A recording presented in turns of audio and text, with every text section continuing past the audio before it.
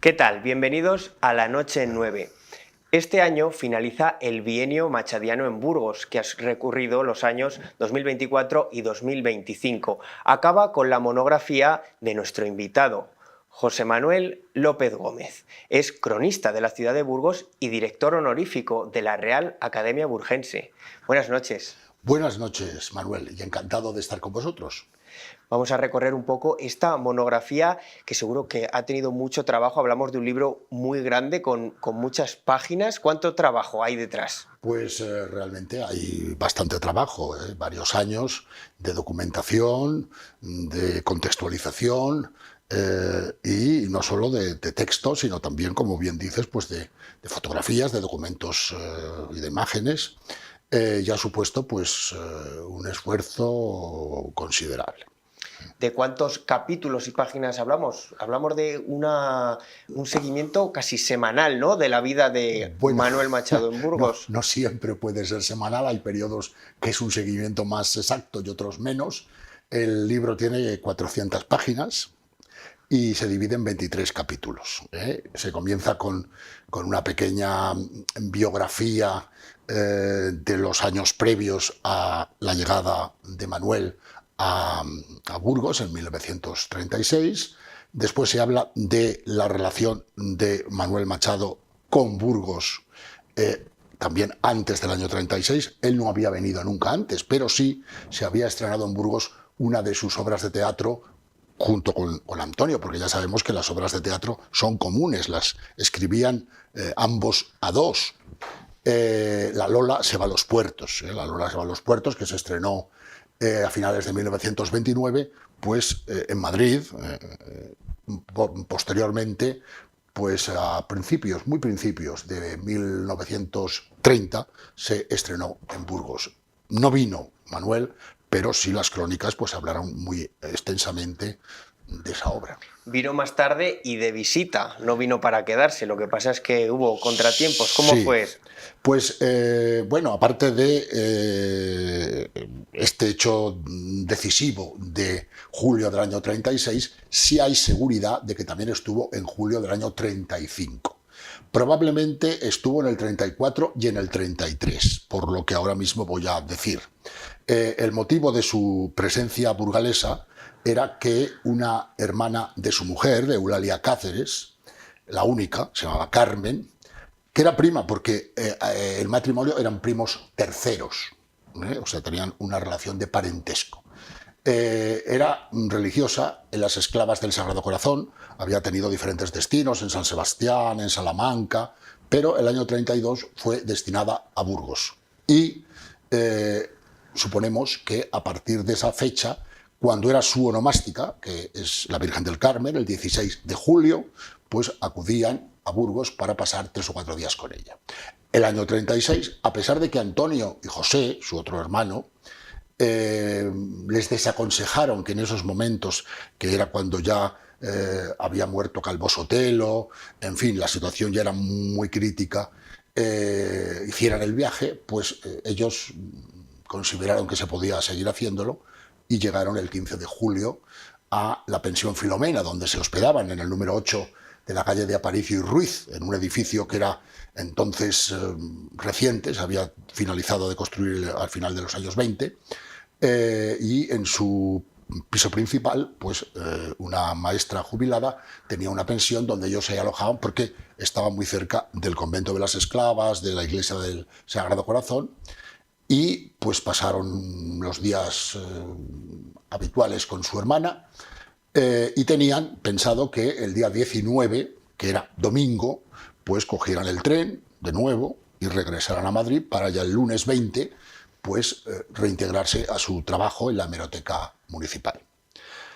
Pero esto no pudo suceder porque el día 19 pues las comunicaciones estaban totalmente cortadas. Se ha afirmado que no pudo coger el tren porque él era una persona presumida, que se acicalaba mucho, que se arreglaba bien y que el tren llegaba a Burgos a primera hora de la mañana y entonces le perdieron por ese motivo, pero eso no es cierto porque el tren llegaba a Burgos a mediodía. Entonces, de cualquier modo, hubieran tenido tiempo sobrado para cogerlo si no se hubieran roto las comunicaciones. Pues Manuel Machado se quedó atrapado en lo que iba a ser la capital del bando nacional. Él desde una posición siempre más o menos neutral o laica. ¿Qué acontecimientos le empezaron a suceder en la ciudad? Él, pues, como muy bien dices, recibió una educación laica. Su padre y su abuelo eran muy amigos de Giner de los Ríos, el fundador de la Institución Libre de Enseñanza. Precisamente se considera que se trasladó su abuelo como catedrático a Madrid para que sus nietos pudieran estudiar en la institución. Después, cuando se proclamó la República, la Segunda República, en el año 31, tanto Manuel como Antonio se declararon absolutamente favorables a la llegada de la República. Apoyaron, incluso se conserva la documentación de que escribió la letra de un himno nacional republicano cuya música había compuesto Óscar Esplá, aunque después eso no se materializó. Pero, en fin, a lo largo de los años de la República, algunos investigadores, sobre todo Miguel Dors, del que quizá podamos hablar un poco después, han ido viendo algunos pequeños matices de cambio ideológico. Incluso él, que colaboraba en un diario que se llamaba La Libertad, pues fue cesado en ese diario como redactor porque se le consideraba poco izquierdista. Y en esas circunstancias, pues llegó a Burgos en julio del año 36. La sublevación llegó, no hay un testimonio documental, pero seguro que las tropas dieron los mandos de guerra en la madrugada del 18 al 19, seguro que él vivía en una habitación que tenía un mirador, salió al mirador, la gente se había lanzado a la calle, las campanas de la catedral que estaban al lado pues repicaban, en fin, fue una noche agitada. Pero él parece que en un principio consideró que quizá la situación revertiera o se normalizara en un tiempo breve. Esto se desprende de la conversación que en esa primera semana, el día 21-22 de julio, tuvo con una periodista francesa que se llamaba Blanche Messy, que era redactora de una revista teatral y literaria que había en París, Comedia, que se llevaba publicando hacía ya décadas. Esta señora había concertado una entrevista con Manuel Machado en su trabajo en la Hemeroteca Municipal de Madrid el día 20 de julio. Lógicamente no se pudo celebrar en Madrid, pero se desarrolló en Burgos. Veremos que después se publicó en septiembre con unas graves consecuencias, pero aparte de lo que se publicó, hay testimonios de ese secretario suyo particular, de José María Zugazaga, que era un muy joven periodista que se convirtió en su ayudante en estos años de Burgos, de que mantuvieron más conversaciones y en ellas pues pensaba Manuel que la guerra pues duraría un tiempo breve. Y por eso en estos primeros meses él se preocupó lógicamente sobre todo de afianzar su situación personal. Él no tenía ingresos, no tenía medios, no tenía dinero, no tenía parientes, no tenía amigos, no tenía nada. Estaba con lo opuesto. Entonces pidió como archivero que era del Ayuntamiento de Madrid una ayuda al Ayuntamiento de Burgos, que se la concedió inmediatamente. Eran 1.500 pesetas mensuales y las cobró los meses de agosto, septiembre, octubre, noviembre y diciembre.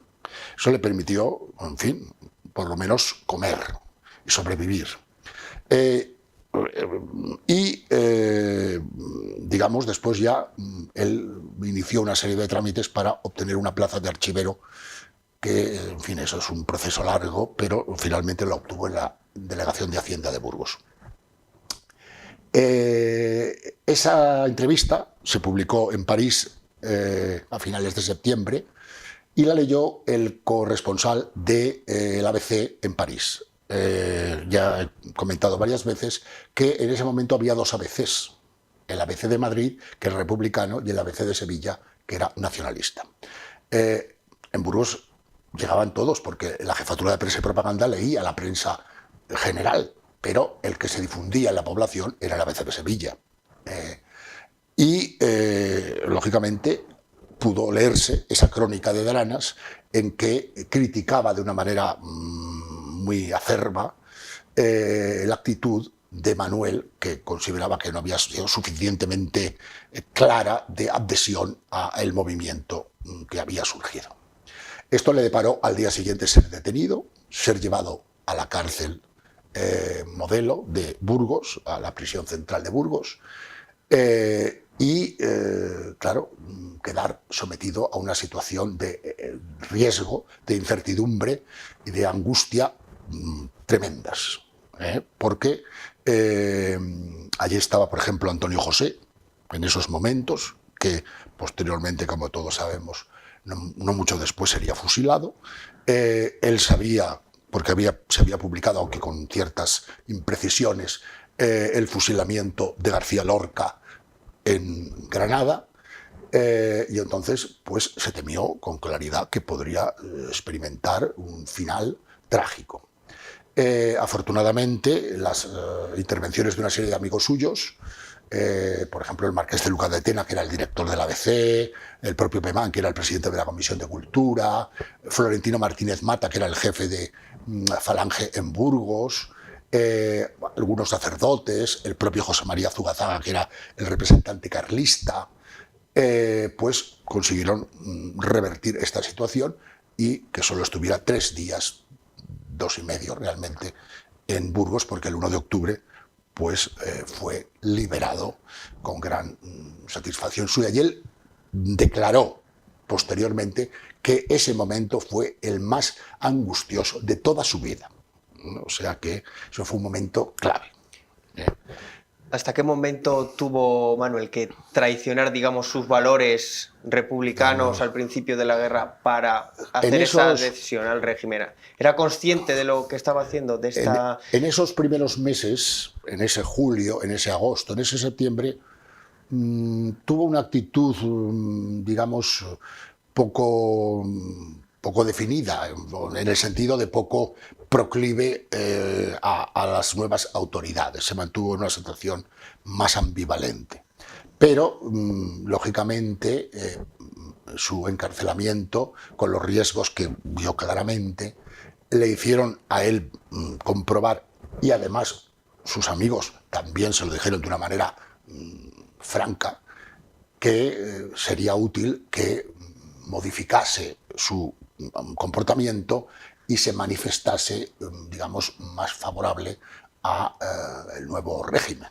Entonces inicia muy pronto una serie de charlas radiofónicas, de poesías, porque él no publicó artículos políticos, publicó algunos rarísimos.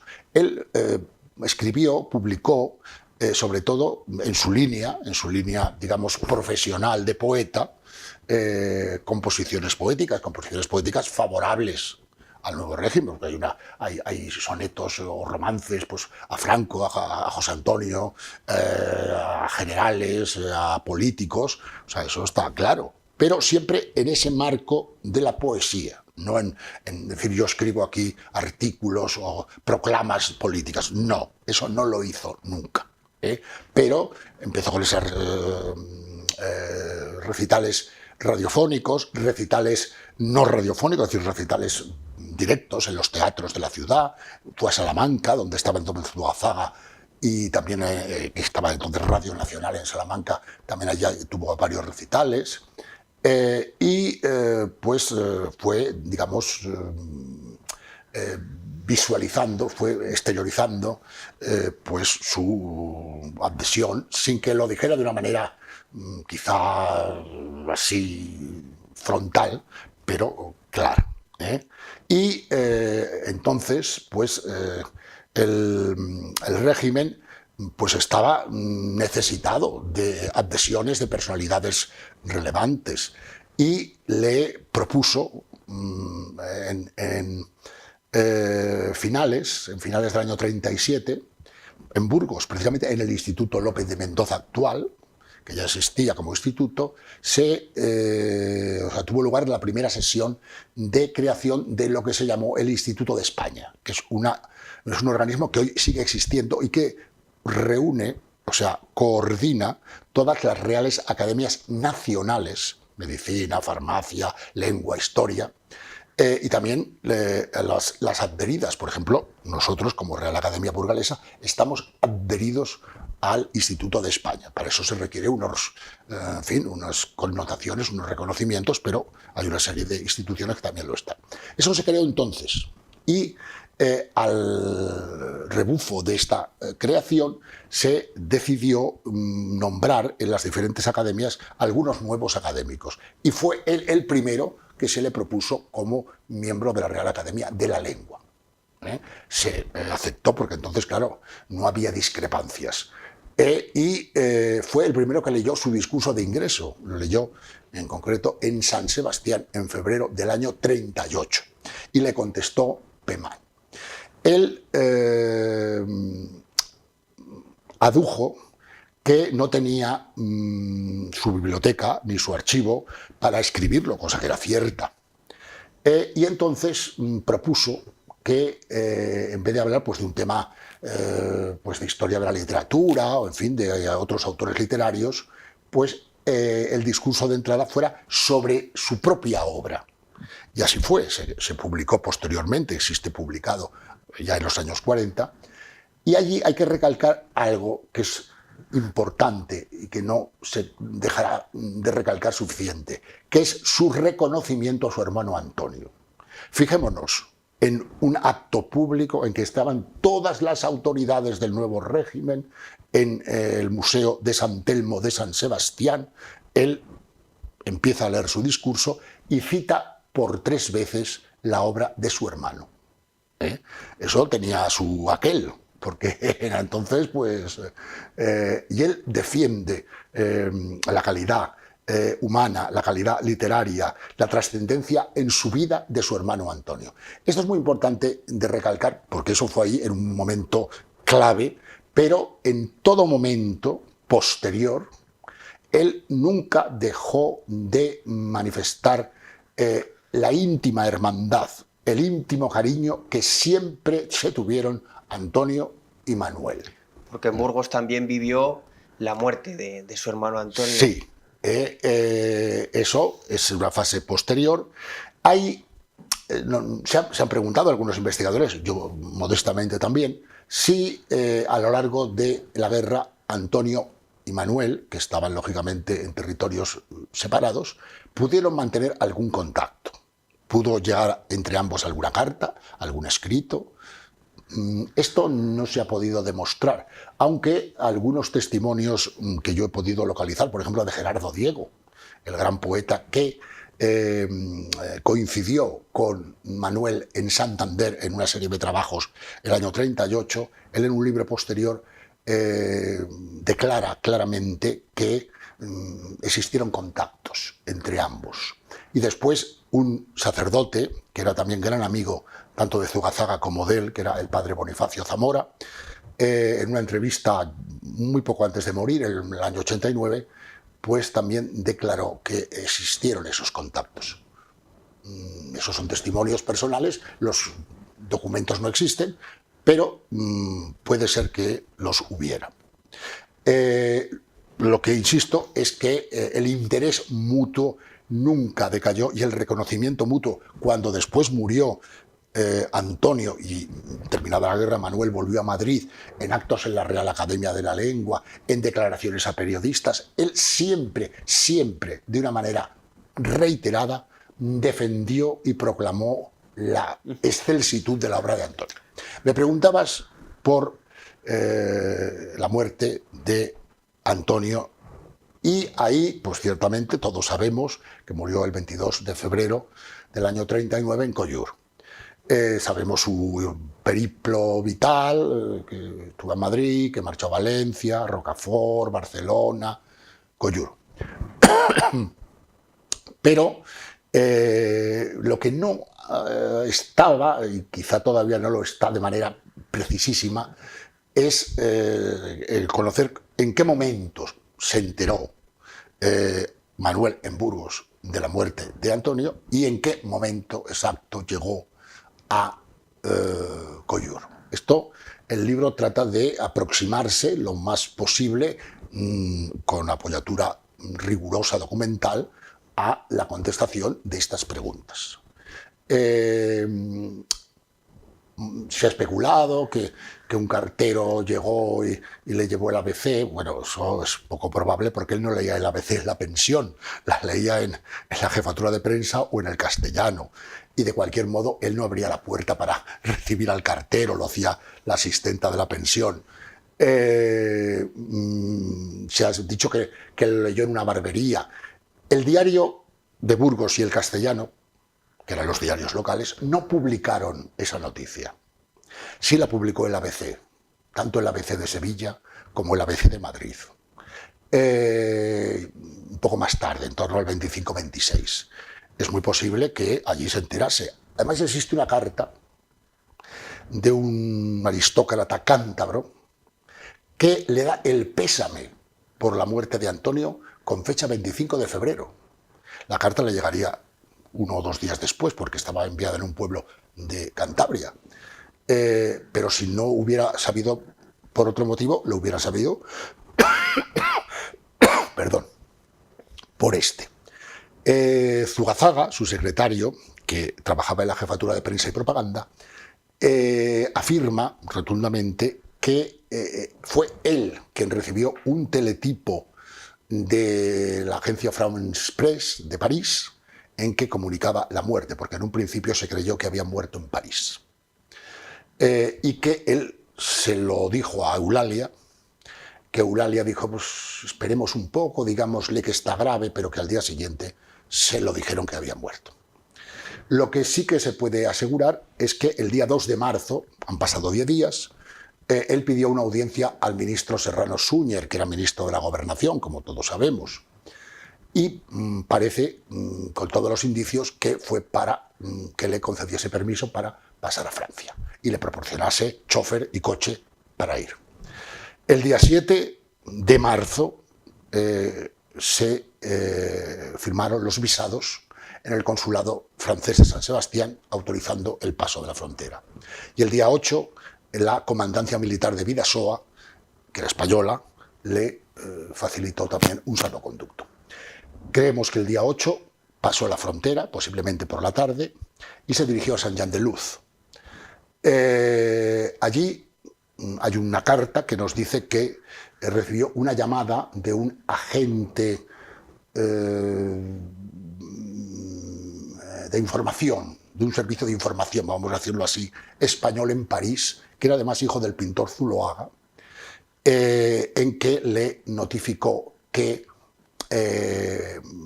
Machado, Antonio, no había muerto en París, sino en Collur, y que no se dirigiera a París, sino que se dirigiera a Collur. Entonces, cuando él pensaba ir a París, pues tuvo que cambiar de dirección y marchó a Collur. Esto fue el día 8 por la tarde, era invierno, la noche era corta, ambos eran unas personas mayores, suponemos que tuvieron que descansar, y llegarían a Collur pues 2-3 días después, en torno al día 11 de marzo. Y sí que hay una carta también en que se aclara que pasó 1 día y medio en el cementerio con su hermano José, que estaba allí con su mujer. Son los únicos que quedaban. Tenían más hermanos, Joaquín y Francisco, pero no estaban allí. Y ni sobrinas que habían sido evacuadas a Rusia. Y entonces, pues, pasado ya en torno al día 13-14, pues el mismo chofer, el mismo coche, les devolvió a Burgos. Era ya mediados de marzo del 39, Madrid ya era una ciudad nacionalista y ya él inició los trámites para ver, fue a Madrid, vio que su casa y la de su hermano no habían sido saqueadas, se mantenían perfectas, es decir, él tenía miedo de que sus libros, sus papeles, sus documentos hubieran sido destruidos. No sucedió eso, él lo recuperó todo y bueno, volvió a Burgos, hizo 2 o 3 viajes Burgos-Madrid, hasta que ya recogió lo poco que tenía, bueno, lo poco, en fin, o algunos libros que tenía en la pensión, y a finales de mayo regresó a Madrid, definitivamente. Estos 3 años que no hubieran podido aguantarse a lo mejor sin la compañía de su mujer, de Eulalia. Pues sí. ¿Cuál fue su papel? Eulalia fue fundamental. Eulalia era una persona, según los testimonios, sobre todo de sus familiares, de sus sobrinas, de las hijas de esos hermanos, de José, de Francisco, de Joaquín, que eran todas hijas, que dejaron escritos algunos documentos, en que era una mujer muy dulce, muy amable, muy suave, muy colaboradora. Y era un matrimonio que no tuvo hijos, pero vivieron siempre íntimamente relacionados. Entonces, el apoyo claro de Eulalia, de Manuel, era Eulalia. Hay una carta, porque ya te digo que él, por la Real Academia de la Lengua, fue destinado a escribir unas monografías y lo hizo en la Biblioteca Menéndez y Pelayo de Santander. Y hay una carta desde un hotel de Santander, donde se alojaba a su mujer, una carta muy especial porque fue uno de los escasísimos documentos que Eulalia se llevó al Cotolengo del Padre Alegre, al convento donde ella se retiró y donde vivió 30 años más en Barcelona. Eso lo conservaba ella con 2 o 3 fotografías, con muy pocos documentos, y hace poco tiempo, hace 7 o 8 años, la superiora de la comunidad, siendo entonces yo director de la institución, a través de un bufete de abogados que la representaba, me dijo que si la queríamos recibir. Era un legado nuevo. Lógicamente la recibimos de mil amores.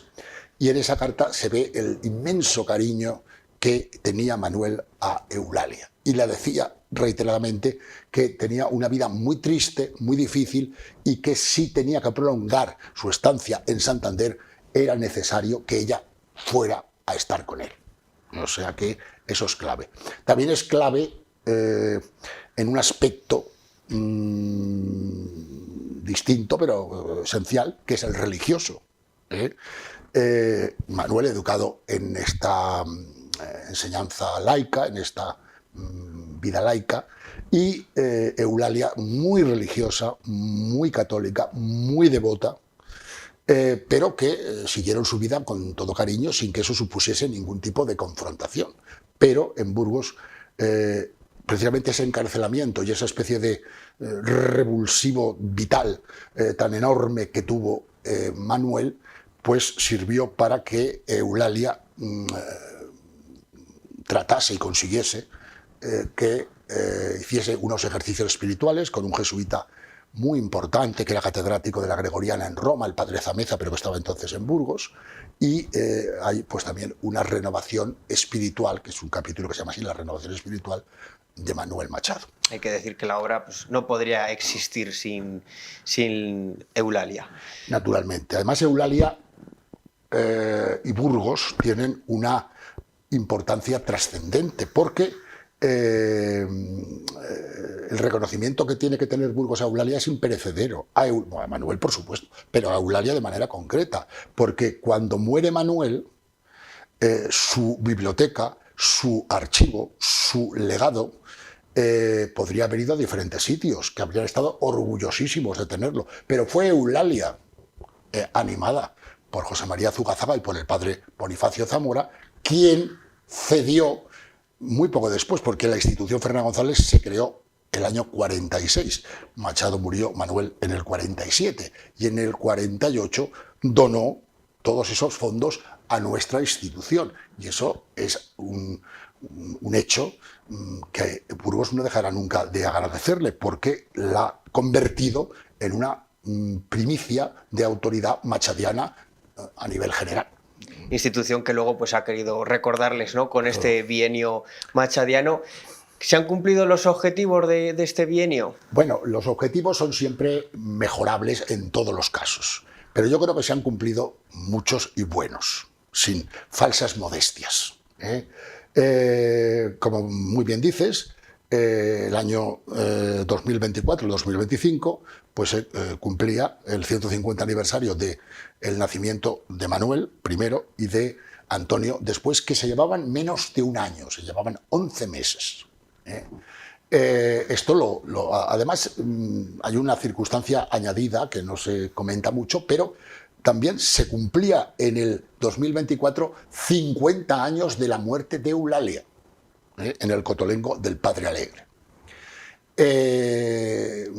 Esto, la institución como tal, con sus miembros, pues lo sabíamos, lo teníamos presente y decidimos darle pues el relieve que fuera posible.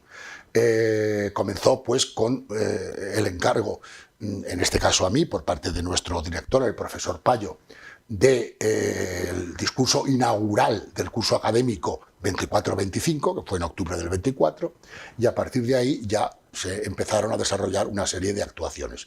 Entre ellas es fundamental hablar de la gran exposición de Machado y su familia, porque la exposición habla de Manuel, de Antonio y de su padre y de su abuelo, de Antonio Machado Núñez, Antonio Machado Álvarez, que se inauguró por el rey en Sevilla en octubre del año 24, porque el 25 ha salido ahora, 25, no me acuerdo ahora.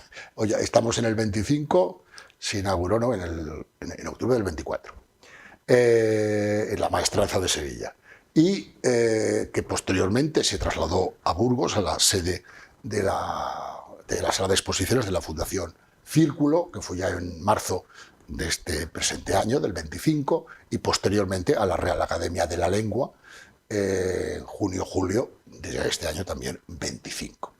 Esa exposición ha tenido, con un gran catálogo, ha tenido una repercusión nacional e internacional y está fundamentada básicamente en los fondos de la institución Fernán González y los que posee Unicaja de Málaga y Sevilla, que adquirió hace unos años a la propia familia Machado, a los herederos de Manuel y de Antonio. Eso pues ya ha llenado varios meses y después se han elaborado, se han escrito otros trabajos, por ejemplo el Museo Imaginado de Manuel Machado, una obra de nuestra académica conservadora que es Belén Castillo, María Jesús Jabato, que es actualmente la académica secretaria, ha publicado también un estudio de un poema inédito de Antonio Machado, el poema Sobre las viejas, que es un poema desconocido que ha aparecido en los archivos. Entonces, pues yo creo que esto, en fin, las exposiciones han ido paralelas a un ciclo de conferencias sobre Manuel Machado y Antonio en cada una de las sedes, en Sevilla, en Burgos y en Madrid. En cada una son 5 o 6 conferencias sobre esta temática, por prestigiosísimos investigadores, por la doctora Mónica Alonso, por Rafael Alarcón, en fin, por personalidades de gran relieve. En fin, yo creo que ha quedado bastante bien vindicados Manuel. Un bienio que yo creo que ha conseguido, ¿no?, realzar esa figura a veces olvidada, un poco denostada, que está volviendo a salir hacia adelante, también con su mujer, ¿no?, con Eulalia, y todo ese legado que dejaron en Burgos. Eso es así, pero queda mucho, quiero decirlo, queda mucho por hacer sobre Manuel. Manuel necesita seguir siendo estudiado en profundidad y en rigor. Yo estoy convencido de que quedan documentos originales desconocidos, que quedan cartas, que quedan escritos, que quedan referencias, posiblemente en archivos particulares, que son más difíciles de acceder, porque los archivos públicos, pues, lógicamente, tienen un acceso público. Y estoy convencido de que hay muchos aspectos que no se han tratado en concreto sobre Manuel, que se podrán ir, a medida que transcurra el tiempo, siendo abordados por sucesivos investigadores que van aportando nuevas perspectivas. Que sigan investigando a esta figura. Lo que sí sabemos es que tenemos este libro. Cuéntanos un poco para el lector, ¿qué va a encontrar en él? ¿Cómo se va a informar? ¿Y dónde puede consultarlo? Pues bueno, consultarlo lo podrá consultar en las librerías, imagino yo que ya se habrá difundido en ellas. Yo no sigo exactamente su trazabilidad en las librerías, pero vamos, creo que ya estará en ellas y será accesible a los compradores interesados. Y van a encontrar, ya digo, en estos 23 capítulos, pues un análisis de todas estas actuaciones de Manuel en estos 3 años, también de sus actividades literarias, de los libros que escribió, de todas y cada una de las composiciones poéticas y de las colaboraciones que realizó en estos 3 años, tanto en el castellano como en el ABC de Sevilla, fundamentalmente también en el Diario de Burgos, pero en menos cantidad. Los proyectos que tuvo, las entrevistas que concedió, pocas, porque después del problema que tuvo con Blanche Messy quedó escaldado de dar muchas entrevistas, pero alguna dio a Zugazaga. Por supuesto, de sus relaciones, por ejemplo, con el prior de la Cartuja de Miraflores, con el padre Agustín María Hospital, que tuvo una relación muy cordial. El prior le regaló un rosario de rosas, como todavía hoy hacen los monjes con las rosas de sus huertos, y él en agradecimiento le escribió un poema dedicado en que habla de la belleza de ese rosario de las rosas, en fin, de las relaciones con muchas personalidades culturales que había en ese momento en Burgos, algunas jóvenes que después tuvieron un importante recorrido, como por ejemplo Andrés Ruiz Valderrama, que fue director posteriormente del Diario de Burgos, como Martín Garrido, en fin, de las vivencias que tuvo en esa pensión Filomena con sus compañeros, que había una serie de ingenieros allí, agrónomos del catastro, sus relaciones con la catedral, cómo iba y admiraba las obras artísticas, como por ejemplo hay un análisis de la Gioconda que está en la Capilla de los Condestables, que se suponía, se atribuía a Leonardo, y él afirma ya entonces, y otros también lo hacían, que no era de Leonardo, por una serie de motivos. En fin, hay una gran amplitud de aspectos directamente relacionados con Burgos en este periodo. Dejó un gran legado en la ciudad, y de este libro y estas conversaciones podemos sacar pues que nunca existió un antagonismo con su hermano Antonio, sino Al que contrario, siempre hubo una muy hermandad. al contrario, antagonismo jamás, hermanamiento fraterno siempre. Y esto es importantísimo que quede clarísimo. No soy yo el primero que lo dice, ya lo han dicho otros anteriormente, pero vamos, los documentos que aquí se aportan lo confirman de manera absolutamente plena. Pues desde esta monografía, Los años burgaleses de Manuel Machado, podremos encontrar toda esta información. Muchas gracias por venir a contarnos. Gracias a vosotros que me habéis dado esta oportunidad de exponer una obra que para mí es especialmente gratificante. Pues despedimos hasta aquí La Noche en 9.